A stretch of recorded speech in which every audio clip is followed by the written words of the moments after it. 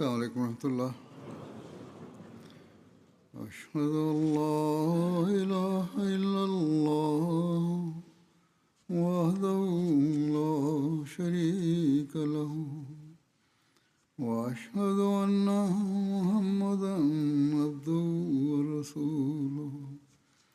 أما بعد فأعوذ بالله من الشيطان الرجيم.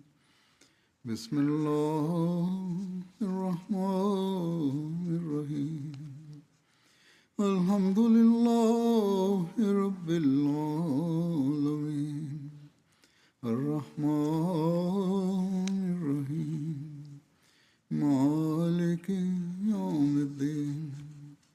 إياك نعبد وإياك نستعين. اهدنا الصراط المستقيم صراط الذين أنعمت عليهم غير المغضوب عليهم ولا الضالين.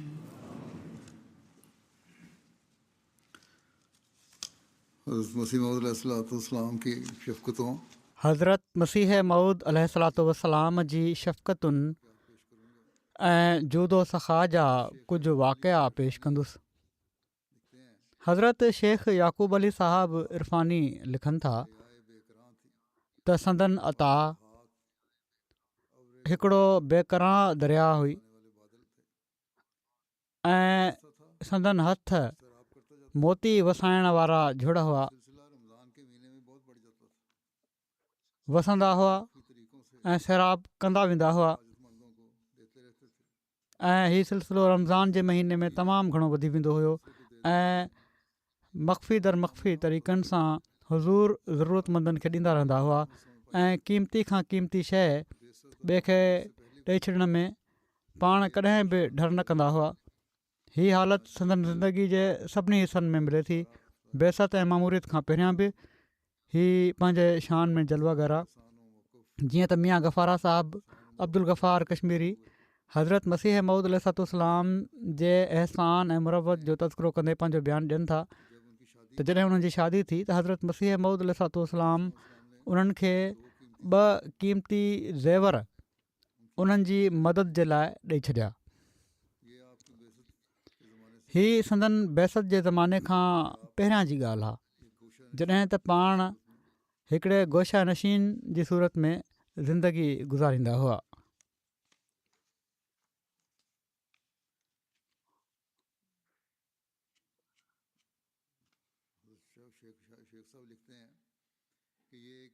हज़रत शेख साहब लिखनि था त हीउ हिकिड़ो अकेलो मिसाल न आहे। अहिड़ा केतिरा ई वाक़िया आहिनि, को मौक़ो अहिड़ो खेनि पेश न आयो जो खाइनि कंहिं कुझु घुरियो हुजे ऐं पाण न ॾिनो हुजे, या पाण कंहिंजी ज़रूरत खे महसूसु करे बग़ैर उन जे सुवाल या दरख़्वास्त जे उन जी मदद न कई हुजे। पाण करीम इब्न करीम इब्न करीम हुआ।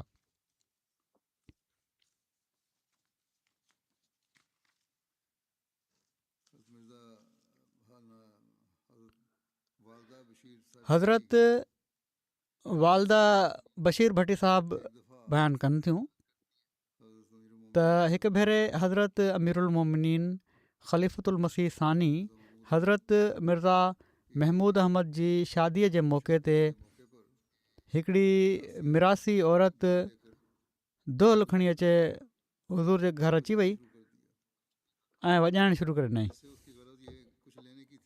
इन मां उनजो मक़सदु कुझु वठण जो हुयो, छो त शादी जो मौक़ो हुयो।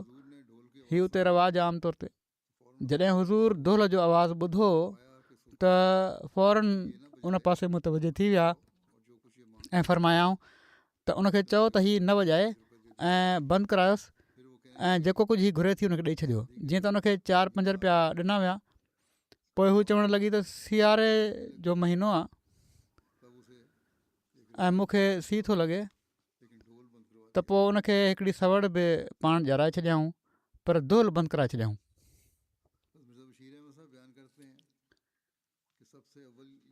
हज़रत मिर्ज़ा बशीर अहमद साहब बयानु कनि था त सभिनी खां पहिरियों हीअ ॻाल्हि ज़हन नशीन करे वठणु घुरिजे त खेनि कंहिं क़िस्म जे ख़ासि लिबास जो शौक़ु न हो।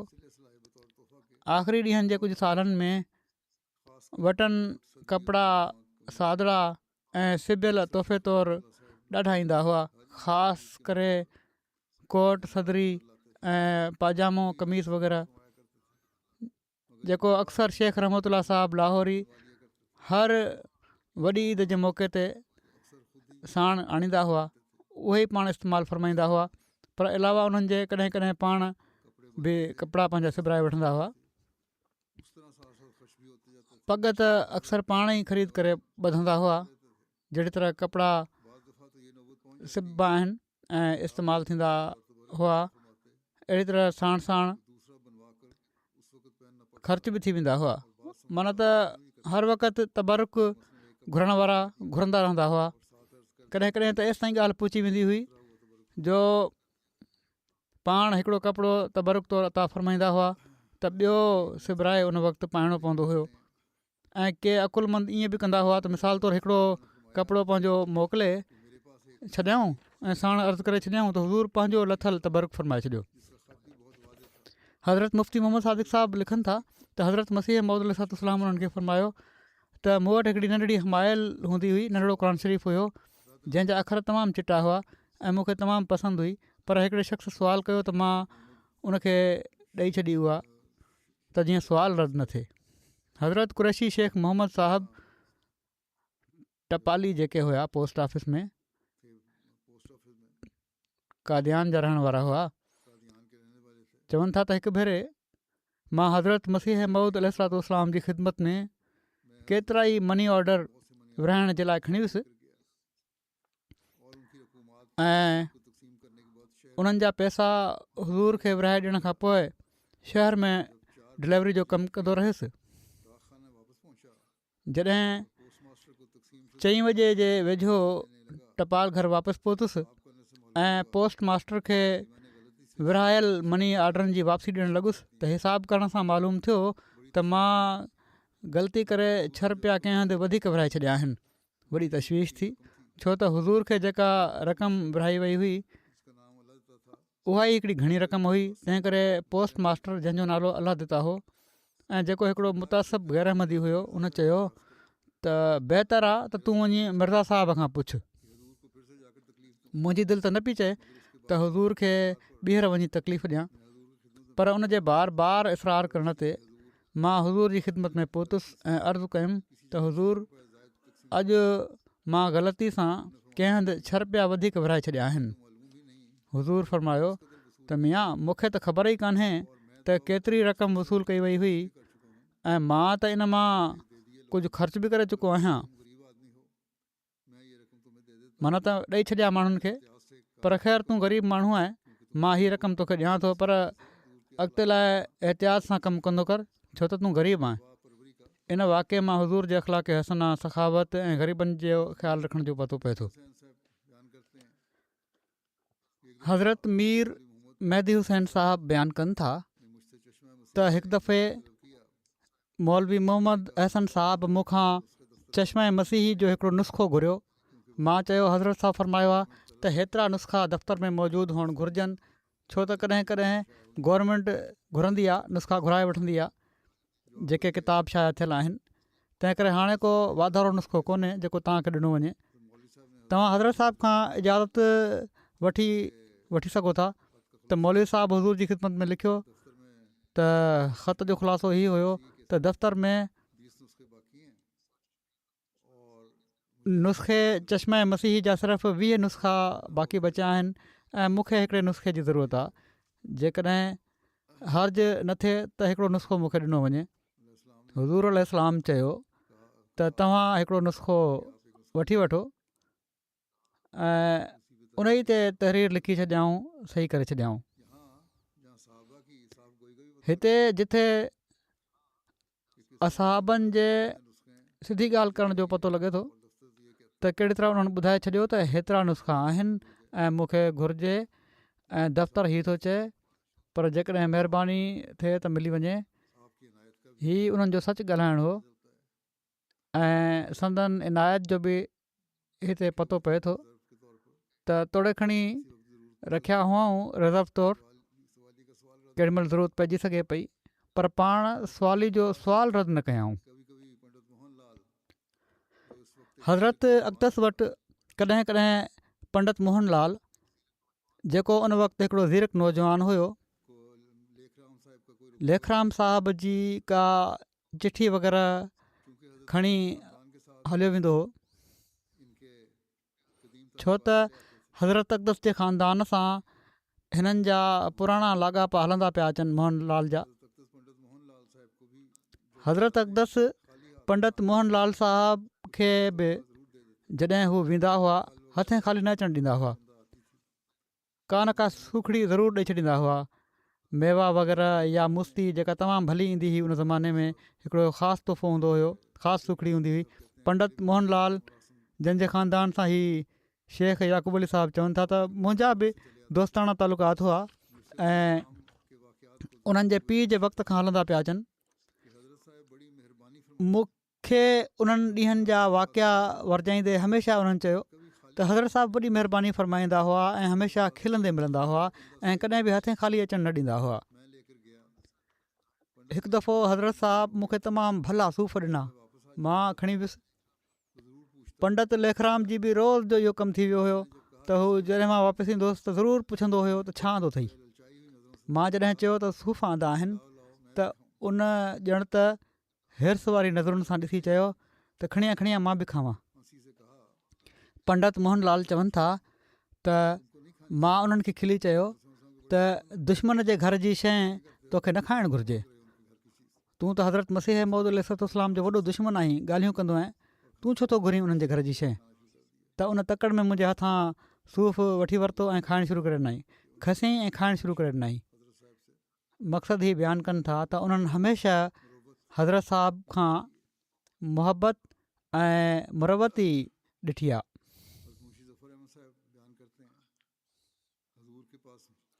हज़रत मुंशी ज़फ़र अहमद साहिबु बयानु कनि था त हुज़ूर वटि मुश्क हूंदी हुई। हिकु दफ़ो ॿुधायूं त हुज़ूर मूंखे मुश्क घुरिजे, हुज़ूर दॿड़ी मुंहिंजे साम्हूं रखे छॾी त इन मां जेतिरी वणे में खणी वठो। मां इन मां थोरी खईं, मुर्की फ़रमायाऊं हीअ त कुझु बि न आहे। पोइ तोले 1.5 तोले जे वेझो मुश्क ख़ुदि ई हुज़ूर मूंखे ॾेई छॾी। हीअ तमामु क़ीमती शइ आहे, मुश्क अॼु बि क़ीमती आहे ऐं दवाउनि वग़ैरह में इस्तेमालु थींदी आहे, पर खेनि कंहिं शइ जे क़ीमती हुअण सां को सरोकार न हो। पाण त पंहिंजे अख़लाक जा आला ज़र्फ़ ॾेखारणा हा।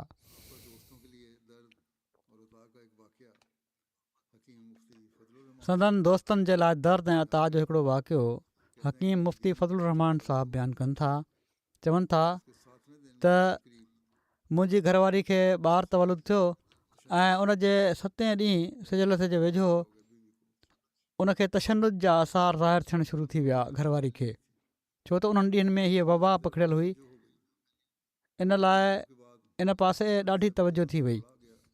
चवनि था मां सिजल थिए खां पोइ हज़रत साहिब जी ख़िदमत में डुकी पहुतुसि ऐं हुज़ूर खे अर्ज़ु कयुमि त हीअ हालत आहे मुंहिंजी घरवारी जी।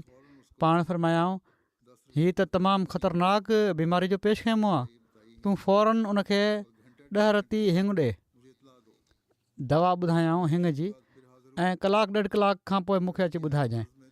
मां सोमाणी खां पोइ वरी हाज़िर थियुसि ऐं अर्ज़ु कयुमि त बीमारी ख़तमु थियण जे बदिरां घटिजण जे बदिरां वधी वई आहे।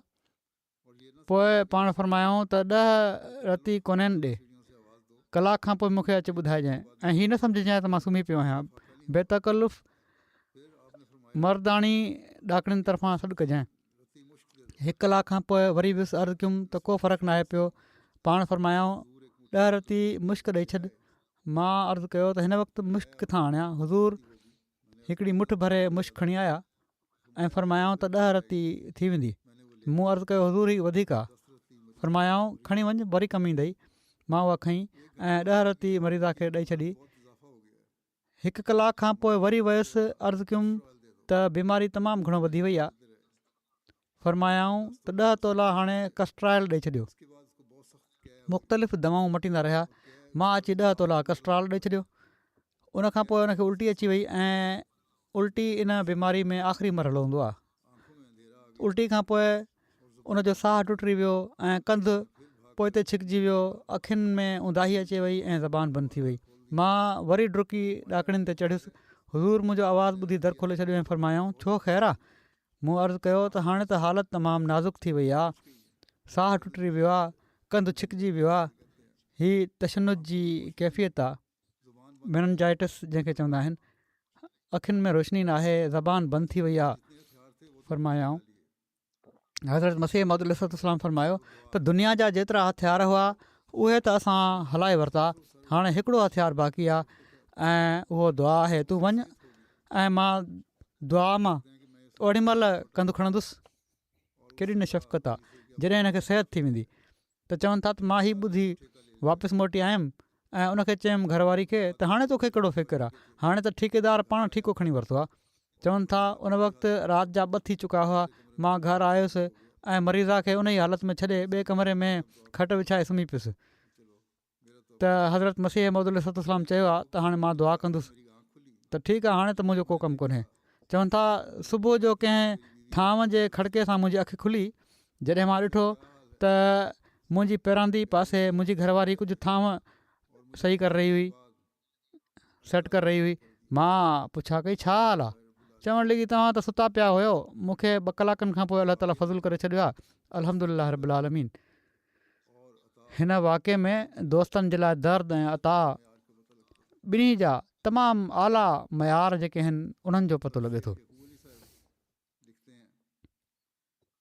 हज़रत शेख याकूब अली साहब लिखनि था त कादियान में निहाल सिंह नाले हिकिड़ो बेवकूफ़ माण्हू जेको ॼटु हुयो ऐं पंहिंजे जवानी जे ॾींहंनि में हू कंहिं फ़ौज में मुलाज़िम बि हुयो ऐं पेंशन मिलंदी हुअसि। उनजो घरु जनाब ख़ान बहादुर मिर्ज़ा सुल्तान अहमद साहब जे घर सां लॻ घर हो। 2 घर गॾु हुआ। हीअ सिलसिले जो तमामु वॾो दुश्मन हुयो ऐं इन जी तहरीक सां हज़रत हकीमुल उम्मत, हज़रत ख़लीफ़ा नूरुद्दीन, हज़रत ख़लीफ़तुल मसीह अव्वल ऐं किन ॿियनि अहमदनि ते हिकिड़ो ख़तरनाक फ़ौजदारी कूड़ो केस दायर थियो हुयो ऐं हमेशह हू ॿियनि माण्हुनि सां रलिजी अहमदनि खे तंग कंदो हुयो ऐं गारियूं ॾींदे रहण त हिकिड़ो हुनजो रोज़ जो कमु हो। बिल्कुलु उन्हनि ॾींहंनि में जॾहिं त केस थियल हुआ, उन जे भाइटे संता सिंह जी घरवारी जे लाइ मुश्क जी ज़रूरत पई ऐं कंहिं ॿिए हंधां इहो न त मुश्क मिले न पई ऐं पर हीअ तमामु क़ीमती बि शइ हुई ऐं इन हालति में हू हज़रत मसीह मौद अलैहिस्सलाम जे दर ते वियो ऐं मुश्क जो सुवालु कयईं। उन ई शख़्स जेको मुखालिफ़ हो, हज़रत मसीह मौद अलैहिस्सलाम उन जे सॾण ते फ़ौरन ॿाहिरि आया ऐं उनखे थोरो बि इंतज़ारु न करायऊं ऐं उनजो सुवालु ॿुधंदे ई फ़ौरन अंदरि विया ऐं चयऊं त बीह मां हाणे खणी थो अचां। जीअं त पाण को अधु तोले जे लॻभॻि मुश्क आणे उनजे हवाले करे छॾियऊं। हज़रत शेख याकूब अली साहब ही लिखनि था त हज़रत मसीह मौद अलैहिस्सलाम जॾहिं ताउन हिन मुल्क में पकड़ियो त अल्लाह ताला जी वही ऐं इल्म हेठि हिकिड़ी दवा तयारु करणु शुरू कई। इन जो नालो हुज़ूर तरियाके इलाही रखियो ऐं इन दवा जो को मुक़ररु नुस्ख़ो कोन हुयो ऐं पर जहिड़ी जहिड़ी तरह सां अल्लाह ताला जी ख़फ़ी वही हिदायत कई, पाण उन जा सामान मुहैया कंदा हुआ ऐं इन ई उसूल जे मुताबिक़ माना त आम जेको राय जो उसूल आहे तिब जो, उन जी परवाह न कंदा हुआ ऐं शयुनि जे वज़न ऐं पैमाने खे इन ई असुलु इल्म इलाही जे मातहत करे छॾियो हुओ। जीअं जीअं थींदो हुयो पाण ओतिरो विझंदा वेंदा हुआ। उन दवा में केतिरनि ई हज़ारनि जा त जवाहिरात विधा विया ऐं ॿियूं केतिरियूं क़ीमती दवाऊं विधियूं वयूं। जॾहिं हीअ दवा तयारु थी त हुज़ूर तमामु खुलियल दिलि सां उनखे विरहायो ऐं हिकिड़ो हबा माना हिकिड़ो दाणो बि कंहिंखां न वरिताऊं, कुझु न वरिताऊं ऐं पर ॿाहिरां तलब करण वारनि खे रजिस्टर्ड पार्सल बि पंहिंजे ख़र्च ते मोकिलींदा हुआ। डॉक्टर सादिक साहब हिकु भेरे बयानु कयो त कंहिं शख़्स हुज़ूर खां 2-3 मासा तरियाक तलब कयो त पाण उनखे वॾे मिक़दार में दॿियुनि में बंदि करे रजिस्ट्री करे रवानो करे छॾी। चवनि था त ख़ुदि ख़ाकसार इरफ़ानी साहब लिखनि था त मां बि अर्ज़ु कयो त तमामु वॾे मिक़दार में मूंखे बि अता फ़रमायूं। तराक जे बारे में ई हज़ूर जो ही तर्ज़ अमल न हो, ऐं पर दवाउनि जे बारे में त हज़ूर जी उसवा हुई त कॾहिं कॾहिं सॼी बोतल ई हवाले करे छॾींदा हुआ, ऐं कॾहिं कॾहिं पाण तमामु क़ीमती ऐं आला दर्जे जी मुश्क पंहिंजे सख़्तु दुश्मननि खे ॾेई छॾियऊं, जंहिंजो हिकिड़ो वाक़ियो पहिरियां बि ज़िक्र थी चुको आहे। हज़रत शेख मोहम्मद नसीम साहिबु बयानु कनि था त हिकु दफ़ो असांखे खसूरी जी ज़रूरत पई, कादियान में उन्हनि ॾींहंनि में मिलणु ॾुखी हुई। हज़रत साहिब जी ख़िदमत में अर्ज़ु कयोसीं त पाण ज़रूरत खां तमामु घणी अता फ़रमायाऊं। मुंशी ज़फ़र अहमद साहिबु कपूर थलवी बयानु कनि था त हिकिड़े दोस्त वॾी महिनत कोशिशि ऐं घणो ख़र्च करे कंहिं शख़्स खां कुश्ते जो नुस्ख़ो हासिलु कयो ऐं कुश्तो ठाहे हज़ूर जी ख़िदमत में पेश कयईं ऐं नुस्ख़ो बि ॾेई छॾियईं। हिकिड़े ॿिए दोस्त मूंखे चयो त उहो नुस्ख़ो हासिलु कयो वञे, पर उहो दोस्त कंहिंखे ॿुधाए कोन पियो। मां हज़रत साहिब जी ख़िदमत में वियुसि ऐं अर्ज़ु कयुमि त फ़लाणे दोस्त को कुश्तो हज़ूर खे ॾिनो आहे। फ़रमाइण लॻा त हूअ शीशी पई अथई, उहा खण। मूं अर्ज़ु कयो त इन जो नुस्ख़ो? हज़ूर फ़रमायो उहो बि उते गॾु ई पियो आहे। जीअं त उहो कुश्तो नुस्ख़े समेत मां खणी आयुसि ऐं उन दोस्त खे ॾेखारियुमि त ॾिस तूं कोन पियो ॿुधाईं, मां खणी आयो आहियां, हीअ आहे। हू हज़ूर जी ख़िदमत में वञी अर्ज़ु करणु लॻो त हज़ूर उहो ॾेई छॾियो अथव। फ़रमाइण लॻा हू असां खां खणी आयो हुयो, घुरणु असां ॾेई छॾियोसीं। पोइ हज़ूर मूंखे हीअ बि फ़रमायो त मिर्ज़ा साहिबु माना त हज़ूर जे वालिद साहिबु मरहूम जो ब्याज़ असां वटि आहे, तोखे नुस्ख़ा घुरिजनि न, त पंहिंजे वालिद जो ब्याज़ मां तोखे ॾियां थो। इन में तमामु भला नुस्ख़ा आहिनि, उहे बि तव्हां खणो। पोइ मूंखां उहो ब्याज़ वठणु विसरी वियो, तोड़े हज़ूर त ॾियणु चाहियो हुयो। हज़रत मुफ़्ती मोहम्मद सादिक़ साहिबु पंहिंजे ख़त में हज़रत मसीह मऊद अलैहिस्सलाम जी ख़िदमत में तहरीर फ़रमाइनि था त पेट सां हुअण करे कुझु वक़्त खां मुंहिंजे घर में अहिड़ी तकलीफ़ आहे जो घर में खाधो तयारु नथो थी सघे। मानी तनूर ते पचराई वेंदी आहे, पर ॿोड़ जे लाइ ॾुखियाई आहे। इन लाइ अर्ज़ु थो कयां त कुझु वक़्तु लंगर मां ॿोड़ खाधो ॾिनो वञे। इन जे जवाब में हज़रत अक़दस अलैहिस्सलाम जेके लंगर जा इंचार्ज हुआ मियाँ नजमुद्दीन साहिबु, उन्हनि खे लिखियो ऐं हिदायत ई फ़रमायो त मुफ़्ती साहिब खे ॿ वेला लंगर मां सुठो ॿोड़ ॾेई छॾींदा कयो ऐं हीअ ताक़ीद आहे। हज़रत मोहम्मद इस्माइल साहिबु बयानु कनि था त हिकु भेरे हज़रत मसीह मऊद अलैहिस्सलाम हिकिड़ो वफ़द नसीबैन मोकिलण जो इरादो कयो, हज़रत ईसा अलैहिस्सलाम जा हालात दरियाफ़्त करण जे बारे में। इन में मिर्ज़ा ख़ुदा बख़्श साहिबु ऐं मौलवी कुतुबुद्दीन साहिबु हुआ ऐं टियां मेंबर ही चवनि था त मुंहिंजा वालिद साहिबु मियाँ जमालुद्दीन साहिबु हुआ। पुखा विझण खां पोइ ही सभई मुक़ररु थिया हुआ। हज़ूर अलैहिस्सलाम कपिड़नि वग़ैरह जी तयारी जे लाइ टिनी माण्हुनि खे 50-50 रुपया ॾिना ऐं पोइ हज़ूर हिकिड़ो जलसो अलविदा कयो ऐं इन में किन सबबनि जे करे बहरहाल बाद में ही वफ़द रोकियो वियो। जॾहिं वफ़द जो वञणु रुकिजी वियो त चवनि था त मुंहिंजे वालिद साहिबु 50 रुपया हज़ूर जी ख़िदमत में वापसि पेश कया।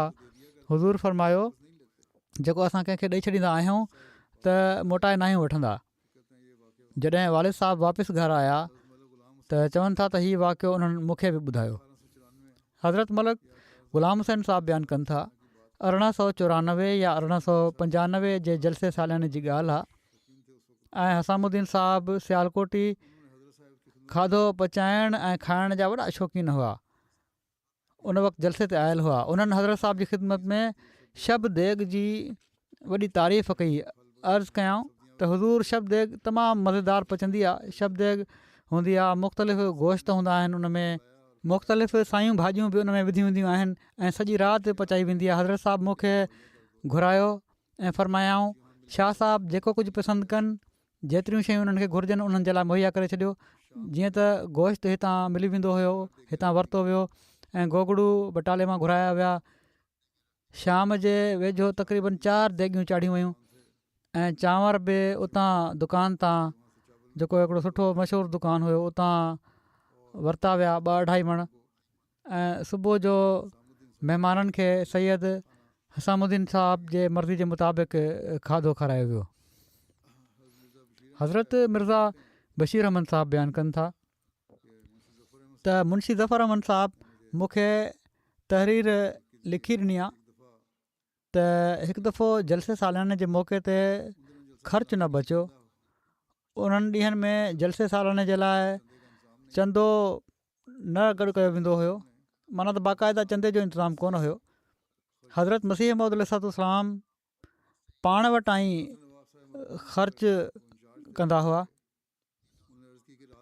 मीर नासिर नवाब साहिबु मरहूम अची हू लंगर जा इंचार्ज हुआ। उन्हनि अर्ज़ु कयो त राति जो महिमाननि जे लाइ को सामान कोन्हे, माना त ख़र्चु ख़तमु थी वियो आहे, पैसा ख़तमु थी विया आहिनि, अनु ख़तमु थी वियो आहे, हाणे महिमाननि जे लाइ को खाधे जो सामान कोन्हे। पाण फरमायाऊं त बीबी साहिबा खां माना त हज़रत अम्मा जान खां ज़ेवर वठि, जेको काफ़ी हुजे उहो विकिणी सामान वठो। जीअं त ज़ेवर विकिणियो वियो या ॻह रखे मीर साहिबु पैसा वठी आया ऐं महिमाननि जे लाइ इंतिज़ामु कयऊं, सामान पहुचायूं। 2 ॾींहंनि खां पोइ वरी मीर साहिबु राति महल चवनि था, मुंहिंजी मौजूदगी में चयऊं त सुभाणे जे लाइ वरी कुझु कोन्हे। 2 ॾींहं त लंघे विया इहो ज़ेवर विकिणण सां, हाणे बाक़ी छा कयूं? फरमायाऊं त असां ज़ाहिरी सामाननि जे लिहाज़ खां इंतिज़ामु करे छॾियो होसीं, जेको कुझु असां वटि हुयो असां ॾेई छॾियोसीं। हाणे असांखे ज़रूरत नाहे, जंहिंजा महिमान आहिनि अलाह ताला ख़ातिर अचण वारा माण्हू आहिनि, ही अलाह जा महिमान आहिनि, हू पाण ई इंतिज़ामु करे छॾींदो। चवनि था त ॿिए ॾींहुं 8 या 9 बजे सुबुह जो जॾहिं टपाली आयो त हुज़ूर मीर साहिब खे मूंखे सॾु कयो ऐं टपाली जे हथ में 10-15 जे लॻभॻि मनी ऑर्डर हूंदा, जेके मुख़्तलिफ़ जॻहुनि तां आयल हुआ, 100-100, 50-50 रुपए जा, ऐं उन्हनि ते लिखियलु हुयो त असां हाज़िर नथा थी सघूं, महिमाननि जे लाइ पैसा मोकिलिया था वञनि। उहे पाण वसूल फरमाए तवकुल ते तक़रीर फरमायाऊं। चवनि था त उन वक़्तु ॿिया बि कुझु माण्हू उते हुआ। फरमायाऊं त जीअं दुनियादार खे पंहिंजी संदूक में रखियल पैसनि ते भरोसो हूंदो आहे त जॾहिं मर्ज़ी हूंदी कढी वठंदुसि, उनखां वधीक उन्हनि माण्हुनि खे जेके अलाह ताला ते तवकुल कंदा आहिनि, अलाह ताला ते यकीन हूंदो आहे। ऐं ईअं ई थींदो आहे, जॾहिं ज़रूरत हूंदी आहे फ़ौरन ख़ुदा ताला मोकिले छॾींदो आहे। त पाण बि जॾहिं चयाऊं त अलाह ताला जा महिमान आहिनि, उनजी ख़ातिर आहे त पोइ दुआ बि कई हूंदाऊं यकीननि पाण, ऐं तवकुल बि कामिल हुयो। अलाह ताला पोइ इंतिज़ामु फरमाए छॾियो। हज़रत मियां रहमतुल्लाह साहिबु बयानु कनि था त हुज़ूर फरमाईंदा हुआ त ॾुकार ऐं वबा गॾु थी रहिया आहिनि, पोइ बि माण्हू तौबा नथा कनि, बुख विचां मरी वेंदा आहिनि। ऐं इन जे 3 सालनि खां पोइ सख़्तु ताउन मुल्क में पखिड़िजी वियो। ॾुकार जे ॾींहंनि में हुज़ूर फरमाईंदा हुआ त हदीसुनि में इन जो ज़िक्र आयो आहे त मसीह मौत जे वक़्त में ॾुकार पवंदो। नबी करीम सल्लल्लाहु अलैहि वसल्लम जो फरमायल ऐं अलाह ताला जो वाइदो पूरो थियो। ऐं ॿिए पासे मौलवी साहिबु ख़लीफ़ा अव्वल रज़ी अलाह ताला अन्हु खे हुकुम ॾिनऊं त अन्न जेतिरो थी सघे वरितो वञे, ऐं लंगर जो इंतिज़ामु उन वक़्तु हुज़ूर जे हथ में हुयो। ख़ुदि हज़रत मसीह मऊद अलैहिस्सलातु वस्सलाम पंहिंजे हथ में रखियो हो इंतिज़ामु, जेको अनाज वग़ैरह हुयो। ॾुकार जो ख़तरो हुयो, ख़ौफ़ हुयो, तंहिं करे पाण चयऊं त अनाज वग़ैरह जो इंतिज़ामु पहिरियां कयो, ऐं हज़रत ख़लीफ़ा अव्वल जे हवाले ई कमु कयऊं त फ़ौरन ख़रीद करे वठो। मौलवी साहिब खे फरमाए छॾियो हुज़ूर जे हुकुम ते मौलवी साहिबु 30 बोरियूं लंगर खाने जूं मूंखां ख़रीद कयूं। चंदे जी थोराई हुई ऐं जेतिरो ज़ेवर घर में मौजूदु हुयो सॼो विकिणी छॾियाऊं। हज़रत मसीह मौद अलैहिस्सलाम 700 रुपया कणिक ख़रीद करण जे लाइ मौलवी साहिब खे ॾिनऊं। 700 रुपया उन ज़माने में वॾी रक़म हुई। हज़रत मौलवी साहिबु मियां नजमुद्दीन साहिबु मरहूम खे कणिक ख़रीद करण जे लाइ ॻोठु रवानो कयो। चवनि था त उन्हनि सां गॾु मिर्ज़ा इस्माइल साहिब बि विया, अनु ख़रीद कयो वियो। ऐं बीकानेर भारत जी रियासत राजस्थान जो हिकिड़ो इलाइक़ो आहे, उतां बर्बाद थी माण्हू असांजे मुल्क में अची विया। उते ॾुकार पइजी वियो, उतां माण्हू हलिया आया ऐं मानी मानी जो आवाज़ु हर पासे खां अचे पियो। हुज़ूर हुकुम ॾिनो त लंगर में हर वक़्तु मानी पचंदी रहे, मानी तयारु रहे। मियां नजमुद्दीन साहिब खे फरमायाऊं त मानी घुरण वारे खे मानी ॾिनी वञे ऐं को बि हथे ख़ाली न वञे। कुझु ॾींहंनि में अनु ख़तमु थी वियो जेको ख़रीद कयो वियो हुयो। वरी हुज़ूर तक़रीर फरमाई जंहिंजा लफ़्ज़ हीअ हुआ त हीअ वक़्ती ॻाल्हि आहे, हमेशह न अहिड़ी क़ुर्बानी करणी पवंदी आहे, न अहिड़ो अजुर मिलंदो आहे। हीअ मोमिननि जे लाइ ख़ासि ॾींहं आहिनि, अलाह ताला जी रज़ा जे लाइ अलाह ताला दोस्तनि खे तौफ़ीक़ ॾिए। इन तक़रीर ते कुझु पैसा गॾु थी विया ऐं कुझु ॿाहिरां आया ऐं अन ख़रीद कयो वियो। मक़सदु ही सिलसिलो ॾुकार जे ॾींहंनि में जारी रहियो। जेके माण्हू ईंदा हुआ उन्हनि खे फ़ौरन खाधो मुहैया कयो वेंदो हुयो ऐं हुज़ूर फरमाईंदा हुआ त मां फ़लाणी अख़बार में ॾिठो आहे त कंहिं मुल्क में एतिरा ॿार बुख विचां मरी विया आहिनि ऐं हेतिरा माण्हू मरी विया आहिनि, अन्न नथो मिले। हीअ अलाह ताला जो सख़्तु अज़ाब आहे, ॾमर आहे त अन्न नथो मिले। ऐं केतिरा ई भेरा चवंदा हुआ त अलाह ताला रहम फरमाए। ऐं सख़्तु घबराहट में मियां नजमुद्दीन साहिब खां पुछंदा हुआ ऐं मौलवी साहिब खां अन जे बारे में पुछंदा रहंदा हुआ। अॼुकल्ह बि दुनिया जे किन मुल्कनि में हीअ हालात आहिनि। ॾाढी ॾुखियाई आहे, ॾुकार आहे, अन्न कोन थो मिले या महांगाई आहे, ख़रीद नथा करे सघनि। गुरबत विचां माण्हू बुखिया मरनि पिया था। अलाह ताला जो फज़ुलु आहे त जिथे जिथे पतो पए थो जमायत उन्हनि जी मदद जे लाइ पैसा मोकिले छॾींदी आहे ऐं ज़रूरतूं बि पूरियूं कंदी आहे ऐं इन में माण्हू पंहिंजो बि हिसो विझंदा आहिनि। अलाह ताला हिननि माण्हुनि खे बि वधीक तौफ़ीक़ ॾिए त हिननि ग़रीबनि जी मदद जे लाइ, ॾुकार में जेके माण्हू पिया आहिनि उन्हनि जी मदद जे लाइ वधीक कोशिशि कंदा रहनि। हज़रत काज़ी नूर मोहम्मद साहिबु बयानु कनि था त ख़ाकसार खे हज़रत अमीरुल मोमिनीन हज़रत ख़लीफ़ुल मसीह सानी जे ज़माने जी ॻाल्हि आहे जो चवनि था त उहे मूंसां गॾु पढ़ंदा हुआ। उन्हनि सां गॾु दारे मसीह में राति जो पढ़ण जो मौक़ो मिलंदो रहियो। हज़रत मौलवी शेर अली साहिबु पढ़ाईंदा हुआ। हज़रत मसीह मौद अलैहिस्सलाम औरतुनि में वाज़ फ़रमाईंदा हुआ। उन वक़्तु त वाज़ जो आवाज़ु असांजे कननि ताईं चङी तरह पहुचंदो हुयो, पर अफ़सोस उन मां कुझु यादि कोन्हे। लंगर जे अटे जे लाइ उमूमन मुला अहमद नूर वेंदा हुआ ऐं गॾु हथ जॾहिं अटो ईंदो हुयो त ख़ाकसार खे अटे जी ॿोरी खणी दारुल मसीह में पहुचाइण जो मौक़ो बि अलाह ताला बख़्शींदो हुयो। ऐं हुज़ूर अलैहिस्सलाम खे हिकु दफ़ो ॾिठो मूं त पहिरियाण जी झोली में काफ़ी पैसा आंदऊं ऐं बिना ॻणे मुला अहमद नूर जी झोली में विझी छॾियऊं।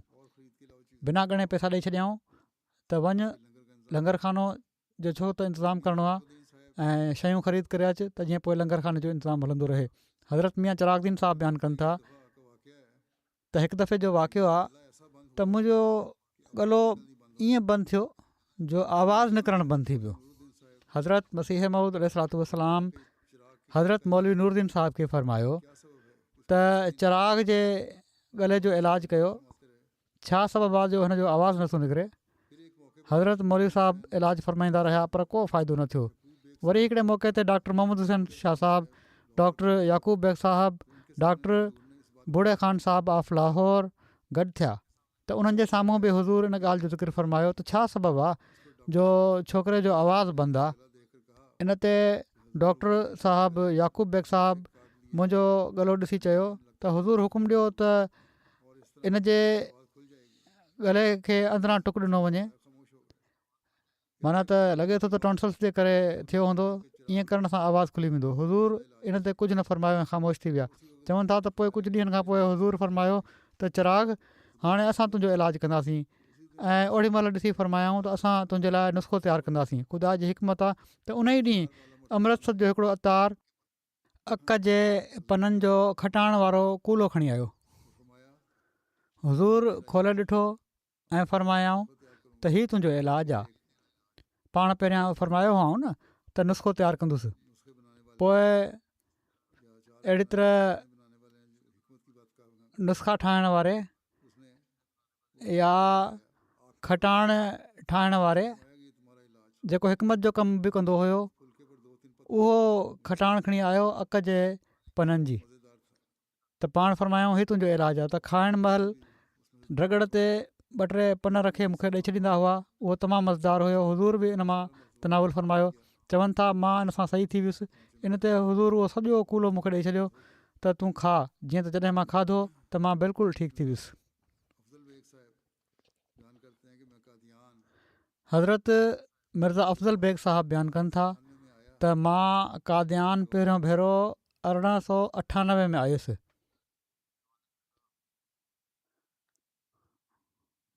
मुंहिंजा वालिद साहिबु अदालत जा मुख़्तार, ॿिन्ही जो नालो अफ़ज़ल बेग लिखियलु आहे, लॻे थो नाले जी ग़लती आहे। बहरहाल चवनि था त मुंहिंजे वालिद अदालत जे मुख़्तार तालीम हासिलु करण जे लाइ तालीमुल इस्लाम हाई स्कूल में दाख़िलु कराए छॾियो ऐं बोर्डिंग में कुझु शागिर्द हुआ। उन वक़्तु बोर्डिंग जे छोकिरनि जे खाइण पीअण जो इंतिज़ामु लंगर जे खाधे सां गॾु हुयो। खाधे जे बारे में कुझु शिकायत पेश आई त मुंहिंजे वालिद साहिबु हज़रत अक़दस मसीह मौद अलैहिस्सलाम सां ॻाल्हि कई त ॿारनि खे खाधे जी तकलीफ़ आहे। इन ते हुज़ूर शफ़क़त कंदे फ़रमायो त खाधो ॿारनि खे घरां मिलंदो ऐं जीअं त केतिरनि ई महीननि ताईं खाधो हुज़ूर जे पंहिंजे घरां असांखे ईंदो रहियो ऐं कॾहिं कॾहिं हुज़ूर घरां अंब ऐं मिठाई वग़ैरह बि खाइण जे लाइ मोकिलींदा रहंदा हुआ। ख़्वाजा अब्दुर्रहमान साहिबु कश्मीरी हज़रत मिर्ज़ा बशीर अहमद साहिब खे ॿुधायो त हाफ़िज़ हामिद अली साहिबु मरहूम उन्हनि खे ॿुधाईंदा हुआ त जॾहिं हुज़ूर वटि किथां पैसा ईंदा हुआ त हुज़ूर मूंखे घुराईंदा हुआ ऐं ॻणे बिना पैसा ॾेई छॾींदा हुआ ऐं फ़रमाईंदा हुआ त हिन वक़्तु पैसा वठी वठि, ख़बर नाहे वरी कॾहिं अचनि।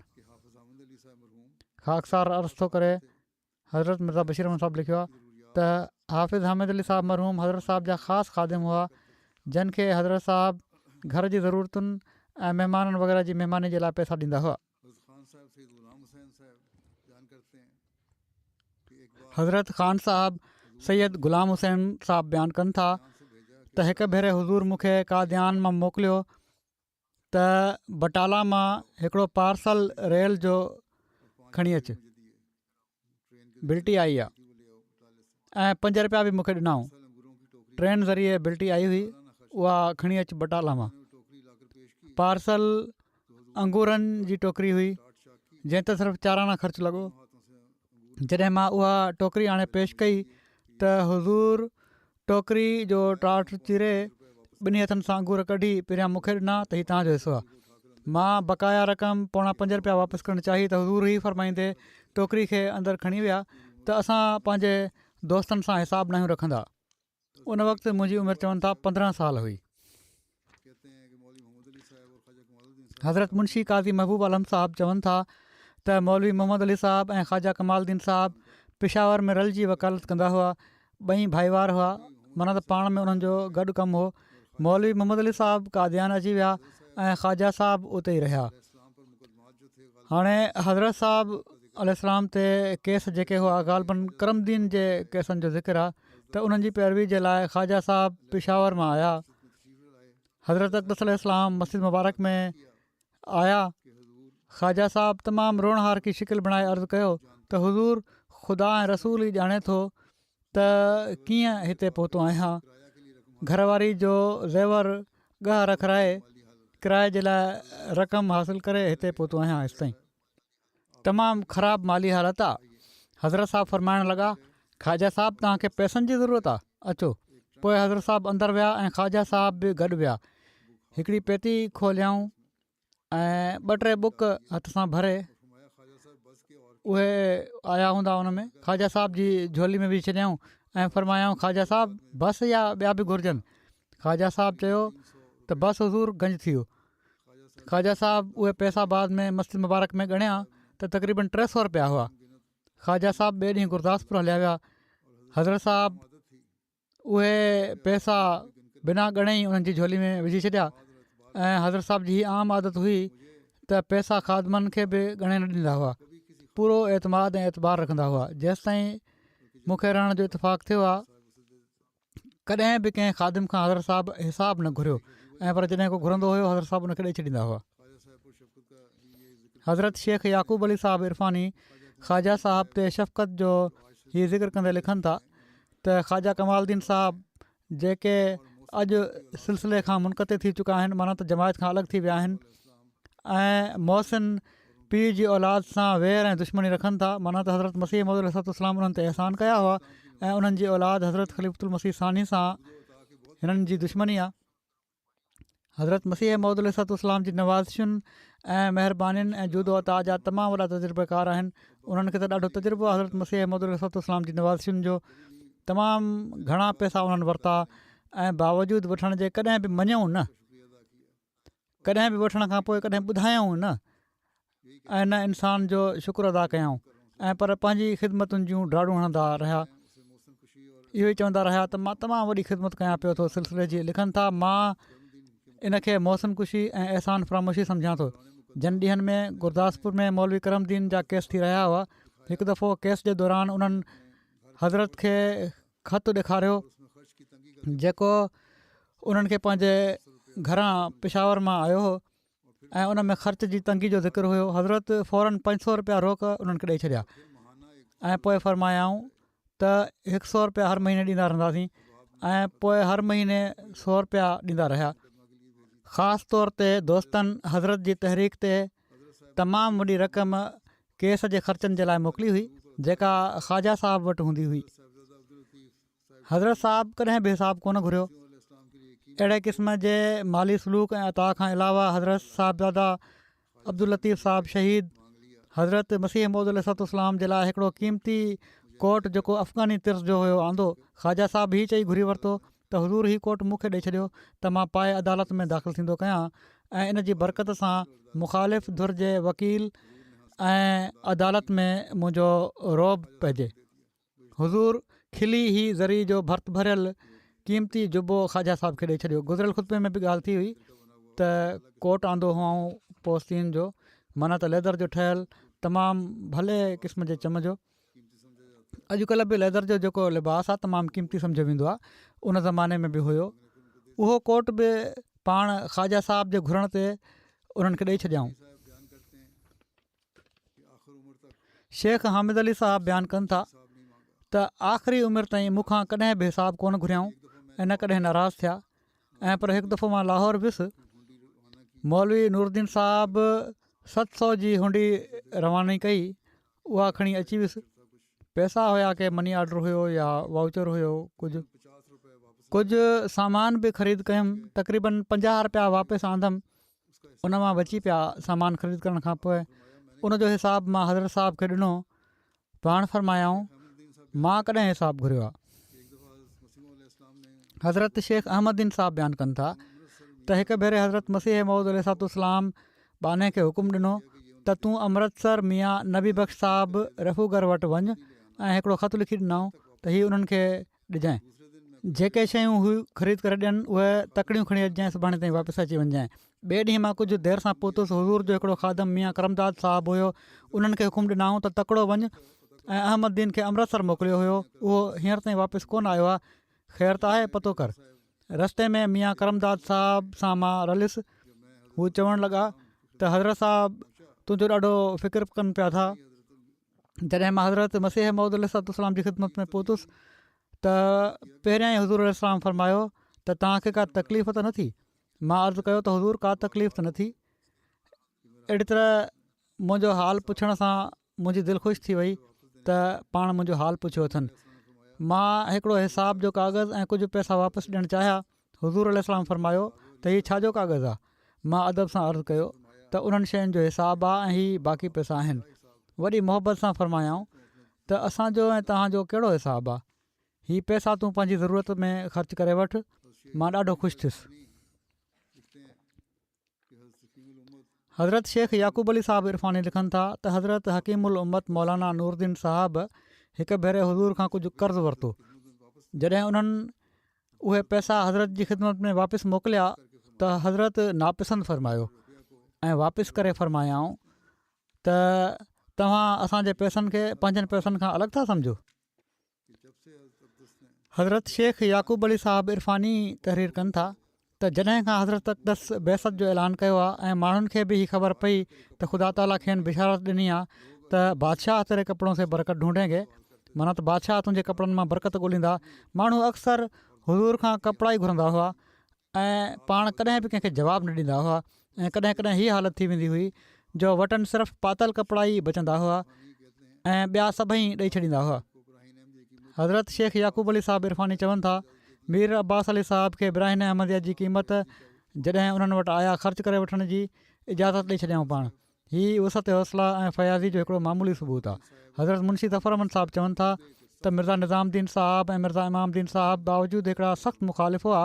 हज़रत मसीह मौद अलैहिस्सलाम जा तमामु मुख़ालिफ़ हुआ। हीअ ॿई माइट बि हुआ पर मुख़ालिफ़ हुआ। पर ज़रूरत महिल जॾहिं बि उन्हनि सुवालु कयो त हुज़ूर उहो पूरो करे छॾींदा हुआ। जीअं त हिकु भेरे चवनि था त मुंहिंजे साम्हूं मिर्ज़ा निज़ामुद्दीन साहिबु 50 रुपया या कुझु घटि वधि हुज़ूर खां घुरिया ऐं हुज़ूर फ़ौरन हाफ़िज़ हामिद अली साहिब खे ॾिना त वञी ॾेई छॾियो उन्हनि खे। हज़रत मिर्ज़ा बशीर अहमद साहिबु लिखनि था त डॉक्टर मीर मोहम्मद इस्माइल साहिबु मूंखे ॿुधायो त अब्दुल मुही साहिबु अरब मूंसां हिकिड़े ॾींहुं हज़रत ख़लीफ़ा अव्वल जे ज़माने जी ॻाल्हि कई त हज़रत साहिब जी सखावत जी छा ॻाल्हि कजे, माना त हज़रत मसीह मौद अलैहिस्सलाम जी सखावत जी छा ॻाल्हि आहे। चवनि था मूंखे कॾहिं बि संदन ज़माने में का तकलीफ़ न थी, जेका ज़रूरत हूंदी हुई बिला तकलीफ़ घुरी वठंदो हुउसि ऐं हुज़ूर मुंहिंजी ज़रूरत खां वधीक ॾेई छॾींदा हुआ ऐं पाण मुरादो बि ॾींदा रहंदा हुआ। जॾहिं हुज़ूर जी वफ़ात थी वई, हज़रत ख़लीफ़ा अव्वल हालांकि हू एॾा सख़ी मशहूरु आहिनि, मुंहिंजी ज़रूरत पूरी न करे सघिया। आख़िर तंग थी मां उन्हनि खे लिखियो त हज़रत मसीह मौद अलैहिस्सलाम जा ख़लीफ़ा त बणिजी विया आहियो, पर मुंहिंजूं ज़रूरतूं पूरियूं करण में त उन्हनि जी ख़िलाफ़त कोन फ़रमायव। हज़रत साहिबु त मूंसां हीअं वर्ता कंदा हुआ। इन ते हज़रत ख़लीफ़ा अव्वल मुंहिंजी इमदाद कई, पर चवनि था त पर ख़ुदा जो कसम किथे हज़रत साहिबु ऐं किथे ही, उन्हनि जे मुक़ाबले में ही कुझु बि न आहिनि। हिकु भेरे हज़रत मसीह मौद अलैहिस्सलाम जे घर में कंहिं ग़रीब औरत कुझु चांवर चुराए वरिता। माण्हुनि उनखे ॾिसी वरितो ऐं लुड़ पइजी वियो। हज़रत मसीह मौद अलैहिस्सलाम उन वक़्तु पंहिंजे कमरे में कमु कनि पिया। लुड़ ॿुधी ॿाहिरि आया त हीउ नज़ारो ॾिठऊं त हिकिड़ी ग़रीब ख़राबु हाल औरत बीठी आहे ऐं उनजे हथ में थोरनि चांवरनि जी ॻंढड़ी आहे। हज़रत मसीह मौद अलैहिस्सलाम खे वाक़े जी ख़बर पई ऐं इन ग़रीब औरत जो हुलियो ॾिठऊं त संदन दिलि नरम थी वई। फरमायाऊं हीउ बुखायल ऐं सुञी थी लॻे, इनखे कुझु चांवर ॾेई मोकिले छॾियो ऐं अञा बि ॾेई छॾियो ऐं ख़ुदा जी सतारी जो तरीक़ो इख़्तियारु कयो। हज़रत मिर्ज़ा बशीर अहमद साहिबु हीउ वाक़ियो बयानु करे लिखनि था त इन वाक़े ते को जल्दबाज़ शख़्स चई सघे थो त हीअ ॻाल्हि त चोरी ते दिलेरी पैदा करण वारी आहे, त हिकिड़ो चोर आहे उनखे पाण दिलेर बणाए रहिया आहिनि। पर दाना माण्हू सम्झनि था, अकुलमंद सम्झंदो आहे त जॾहिं माल ख़ुदि हज़रत मसीह मौद अलैहिस्सलाम जो पंहिंजो हुयो ऐं वठण वारी औरत बुखायल ऐं बुख विचां मरंदड़ सुञी औरत हुई, त हीअ चोरी ते इआनत नाहे ऐं पर हक़ीक़तनि ईता में मिसकिन में दाख़िल आहे। हदीसुनि मां साबित आहे त पाण सॻोरनि सलम बि अहिड़े हालात में जॾहिं त चोरी करण वारो तमामु ग़रीब हुजे ऐं इंतिहाई बुख जी हालत में का खाइण जी शइ खणी वठे त उनखे सारिक कोन सम्झियो अथनि ऐं पर कन लटार खां कमु वरितो अथनि। हीअ आहिनि पंहिंजे आका जी कामिल इतबा जा नमूना। अल्लाहुम्म सल्लि अला मुहम्मदिन व अला अब्दिकल मसीहिल मऊद व बारिक वसलिम।